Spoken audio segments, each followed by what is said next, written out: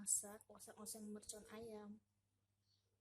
Resepnya adalah kurang lebih setengah kilo daging ayam,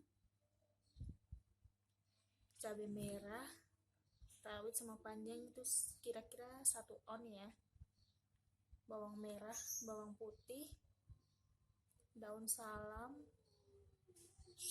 daun jeruk, serai, lengkuas, kaldu sapi, garam, dan kecap.